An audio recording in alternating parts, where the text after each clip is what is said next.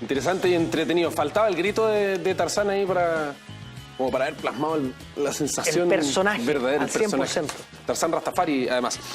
Oye, las vacaciones de invierno muchas veces vienen acompañadas de viajes, salir de la ciudad hacia el sur o hacia la costa, que son destinos que son preferentes para los viajeros, y muchos se van en auto y no saben muchas veces que hay cosas que hay que revisar, el agua del sapito por si se ensucian los vidrios, si están sonando o no los frenos. Hay distintas cosas que hay que revisar en un vehículo, pero como uno es eminentemente un conductor, no tiene por qué saber de mecánica o de precauciones que hay que tomar, no las sabe. Vamos a tomar contacto con nuestro próximo invitado, Gonzalo Castro, de Automotora León. ¿Cómo estás? Buenos días. Para que nos comentes, ¿cuáles son estas precauciones que hay que tomar? Porque uno muchas veces se preocupa simplemente de el aire en las ruedas. Sí, hola. Buenos días. Sí, Nicolás Aguayo, Mira, ¿no? Perdón. Nicolás, sí. El punto siguiente, hay varios temas que hay que considerar cuando uno va a salir, cuando uno va a viajar, ya sea viaje un poco más corto, un poco más largo o durante el invierno.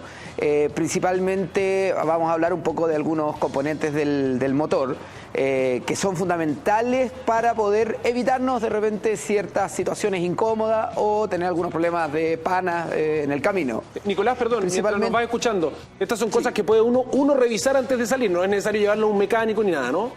Hay algunas cosas que son básicas que puede revisar uno en forma común, y algunas otras sería bueno llevarlos al servicio automotriz, que ya es más complejo o un poquito más específico y técnico de revisar. Vamos viendo, vamos viendo. Pero, por ejemplo, una fundamentales cosas, equipamientos básicos del auto que uno puede revisar sin ningún problema, como son los triángulos, que es fundamental para si uno queda en pana en el camino, usarlo. Hoy día se está recomendando incluso usar chaleco reflectante, están pensando en incorporarlo en ley ya, o sea que de repente las personas puedan usar un chaleco en las noches para tener precaución. En Europa, de hecho, y en países más desarrollados se usa ya eso como obligatorio. También tenemos el extintor, que es importante, en general, importante, recomendable, fijarse que esté en un estado todavía bueno, ya cargado, ¿ah? Y además tienen fechas de vencimiento que es importante considerarlas para que esté en un buen uso, ¿ya? Y para poder usarlo cuando sea necesario, ojalá que nunca. Finalmente, después también tenemos el uso de las plumillas, que esto puede ser, generalmente lo puede revisar uno con una prueba o a veces también en un servicio técnico, por ejemplo, revisar que esté bien. Ojalá no comprar la gomita que la venden en la calle muchas veces, sino que comprar el equipamiento completo. Que se compra en un supermercado, incluso a veces se compra en el supermercado y se cambia de manera muy simple además, ¿no? Sí, en general a veces hay algunas conexiones son más complejas que otras, pero normalmente es sencillo de cambiar, no es complejo para nada, ¿ah? Y se compra en los home centers, supermercados, o nosotros el servicio automotriz también lo tenemos y es más rápido de cambiar y más sencillo. Perfecto. ¿Ya? Después ahora, en algunos, revisar las ampolletas. Aquí trajimos unas muestras de ampolletas. Hay distintos tipos de ampolletas dependiendo del vehículo. Pueden ser H7, pueden ser H6 a veces, dependiendo de la conexión, ¿ya? Eso también lo puede revisar uno en su casa que esté malo y va al servicio técnico y la cambia. También la puedes comprar en supermercado como tú bien lo señalaste. Ahora ya entramos en un poquito en situaciones que es bueno revisar en los talleres, en el servicio técnico en este caso, como por ejemplo pastillas de freno, que tú lo mencionaste. Esta es una pastilla mala, que está absolutamente ya gastada, y esta es una pastilla que está nueva, ¿ya? ¿Cuál es la importancia? La pastilla cuando ya está mala empieza a rayarnos el disco, por un lado, empezamos a tener menor calidad de frenado y principalmente ya empieza a consumir una mayor cantidad de líquido de freno. Sí. Y eso ya provoca que a veces podemos quedarnos sin freno en casos más extremos. Perdón, precisamente a propósito de eso, ¿cómo podemos reconocer que la pastilla de freno ya está empezando a fallar y que ya es hora de cambiarla? Porque muchas veces suenan, tienen como un sonido cuando uno pasa algo por el pizarrón, pero no siempre es porque está mal, a veces es una piedra. A veces sí, ha pasado, hay casos en el cual se te puede entrar una piedrecilla que te provoca un ruido, pero normalmente muchas pastillas tienen sensores, ya sea electrónicos, o sea que te aparecen ya sea en el tablero del vehículo, y también sensor en la misma pastilla que es el famoso chillido que finalmente sentimos muchas veces, pero ya el ruido de cuando está mala es un chillido ya más profundo y más fuerte. A veces nos chillan porque la pastilla no es de la calidad adecuada y eso es un chillido más normal, pero todavía la pastilla está en su buen espesor, ¿ya? Nicolás. Después, en el invierno, muy importante, la batería nos puede de repente dar una mala señal en términos de que nos va a quedar botado en algún minuto en las mañanas, con mañana fría, fuerte, eso es más probable de que la batería no falle. ¿Ah? Eso se mide, sí, con un tester, eso sí se hace en el servicio técnico, se ve la cantidad de voltaje que tiene la batería y ahí podemos ya definir si conviene o no cambiarla. La batería normalmente 3 años a 3 años y medio ya es recomendable cambiarla. O sea, ahí hay un buen dato para saber más o menos cuándo intuir que hay que ir a preocuparse de la batería. Así. Oye, yo quería pedirte, Nicolás, si nos puedes mostrar, sé que viniste en auto, sí. Y yo quería hacerte una pregunta respecto de los neumáticos, porque ahí hay un tema súper relevante en materia de seguridad. Entonces, 2 preguntas. Uno, ¿cuándo reconoce uno que el desgaste ya obliga a cambiar? Y segundo, si es que hay una presión estándar, porque yo he escuchado distintas presiones recomendadas para los neumáticos, presión de aire me refiero.